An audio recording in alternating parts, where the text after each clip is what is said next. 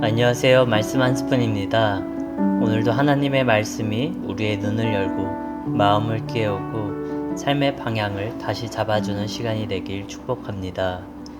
오늘 본문은 치유 사건이 나오는데 단순한 치유 이야기가 아닙니다.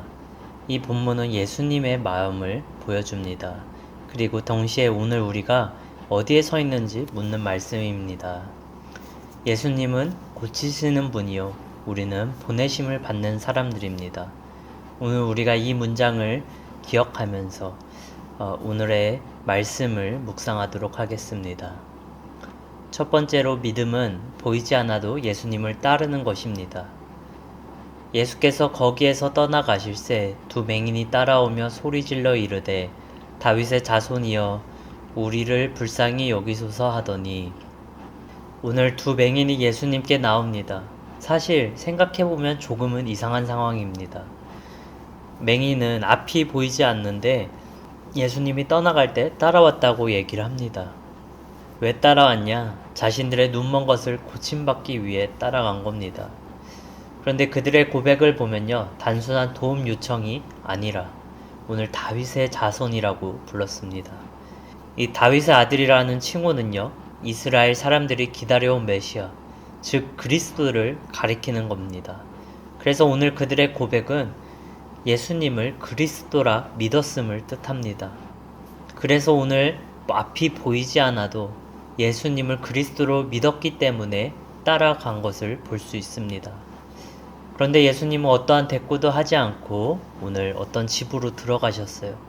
하지만 두 사람은 개의치 않고 거기까지도 따라 들어갑니다. 보이지 않는 상태에 있는데 예수님이 그들을 불쌍히 여겨주실 것을 확실히 믿었고 있었습니다. 예수님께서 그들의 믿음을 보시고 마침내 대답하십니다. 내가 능히 이 일을 할 수 있다고 믿느냐? 그러자 그들이 주여 그러하오이다 말씀하십니다.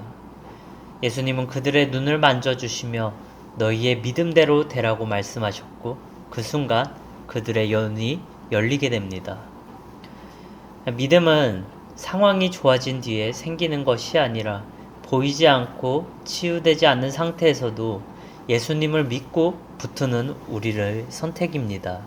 우리도 인생에서 앞이 보이지 않는 순간들이 많이 있습니다. 때로는 진로가 안 보이고 꿈도 안 보이고 미래가 흐릿하게 될 때가 있습니다.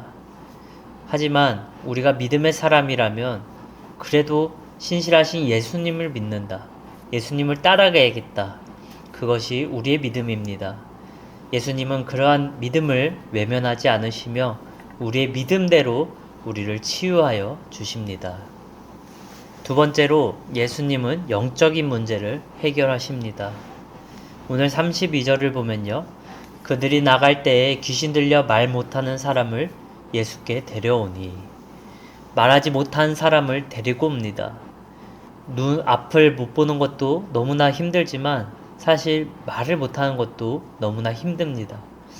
생각해보면 말하지 못하는 것은 단순한 불편함이 아닙니다.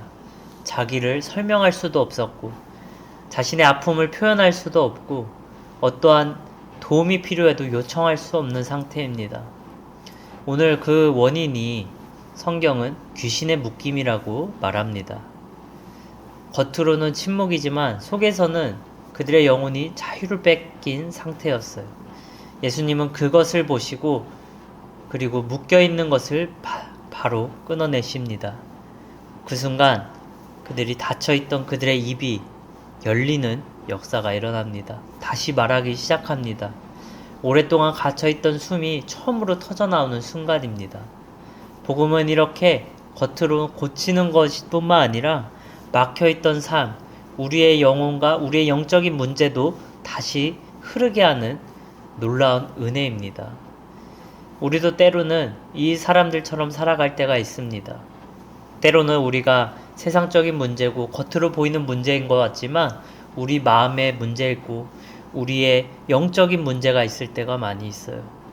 마음은 꽉 막힌 채로 겉으로는 괜찮은 척 버텨내며 살아갑니다. 하지만 예수님께서는요, 그러한 우리의 깊은 곳까지 바라보십니다.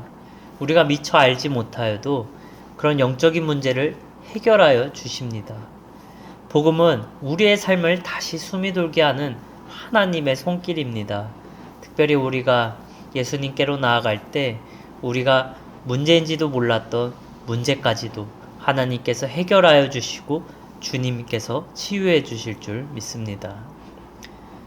마지막으로 예수님은 일꾼을 찾으십니다. 예수님은 모든 도시와 마을을 다니시고 거기서 가르치시고 전파하시고 고치셨습니다. 오늘 예수님의 초기 그 사역을 요약하는 본문이 나옵니다. 사람들의 영과 육을 쉼없이 돌보셨어요. 하지만 예수님께서는요, 이 땅에 육신을 입고 오신 분이셨습니다. 그분의 긍휼한 마음은 무한했지만 몸은 한 자리에 머무를 수밖에 없었습니다. 그래서 고칠 수 있는 것은 한계가 있었어요. 성경은 오늘 이렇게 얘기합니다. 무리를 보시고 불쌍히 여기시니 이는 그들이 목자 없는 양같이 고생하며 기진함이라.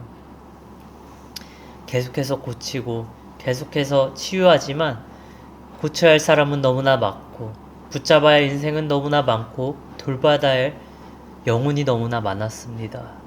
그때 예수님은 제자들에게 말씀하십니다. 추수할 것은 너무나 많은데 일꾼이 적다. 여러분, 이 말씀은요, 단순한 한탄이 아닙니다. 하나님의 계획의 방향입니다. 예수님은요, 혼자 하시는 사역을 하신 게 아니라 함께 감당할 사역이라는 뜻을 전하신 겁니다. 그래서 예수님은 제자들에게 이렇게 또 얘기합니다. 그러므로 추수하는 주인에게 청하여 추수할 일꾼들을 보내주소서 하라 하시니라.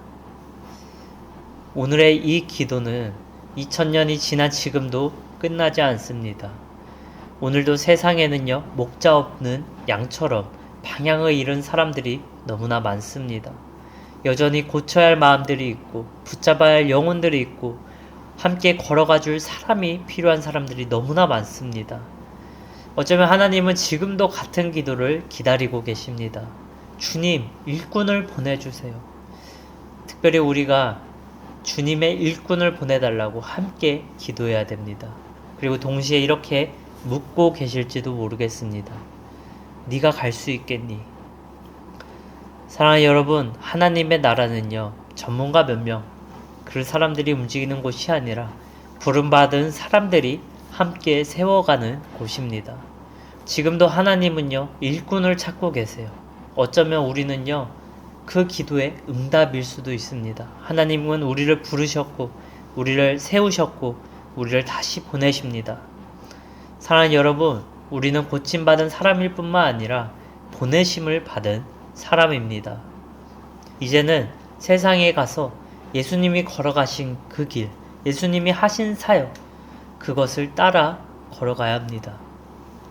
이 주님의 일꾼이라는 것은 거창한 일이 아니라 한 사람의 이야기를 들어주는 것, 또 함께 기도해주는 것, 곁에 있어주는 것, 그것이 추수의 시작이요 하나님의 일의 시작입니다. 오늘 특별히 우리가 만나는 한 사람이 하나님이 맡기신 밭일 수 있습니다. 오늘 하루도 우리가 보내심을 받은 사람으로서 주님의 일꾼으로서 살아가길 소망합니다. 기도하시겠습니다. 주님, 보이지 않는 순간에도 주님을 따르는 믿음을 주시고 묶인 마음을 풀어 자유하게 하여 주시옵소서. 또한 지친 사람의 곁에 서는 긍휼을 우리에게 허락하여 주셔서 우리의 삶을 통해서 주님의 사랑과 복음이 전해지고 주님의 손길이 전해지게 하여 주시옵소서. 오늘도 주님 안에서 은혜 가득하고 축복이 넘치는 삶이 되게 하여 주시옵소서. 감사드리며 예수님의 이름으로 기도합니다. 아멘.